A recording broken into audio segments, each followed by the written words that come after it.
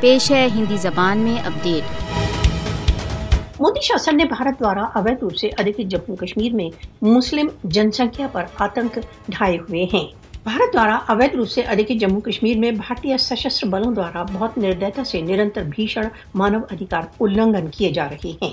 कश्मीरियों को भारत द्वारा अवैध रूप से अधिकृत जम्मू कश्मीर में प्रतिदिन अवैध हत्याओं, नजरबंदियों के दौरान टॉर्चर तथा अवैध कारावासों का सामना है।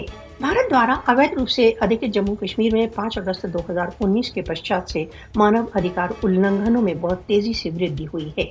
भारत संसार के सबसे विशाल प्रजातंत्र का दावा करता है, परंतु वह भारत द्वारा अवैध रूप से अधिकृत जम्मू कश्मीर में बहुत ढिठाई के साथ प्रत्येक मानव अधिकार के सिद्धांत का उल्लंघन कर रहा है। विभिन्न अंतर्राष्ट्रीय मानव अधिकार संगठनों ने बार बार भारत द्वारा अवैध रूप से अधिकृत जम्मू कश्मीर में निरंतर बिगड़ती मानव अधिकार उल्लंघनों की स्थितियों के विषय में चेतावनियां दी हैं। सार्वभौमिक समुदाय के सचेत लोगों को भारत द्वारा अवैध रूप से अधिकृत जम्मू कश्मीर की यातनाओं को उजागर करने के लिए निरंतर प्रयत्नों की आवश्यकता है। कश्मीरियों को राष्ट्र संघ द्वारा प्रदत्त स्वयं निर्णय के अधिकार दिए जाने चाहिए। अंतर्राष्ट्रीय समुदाय को भारत द्वारा अवैध रूप से अधिकृत जम्मू कश्मीर में निरंतर बढ़ते मानव अधिकार उल्लंघनों का नोटिस लेना चाहिए।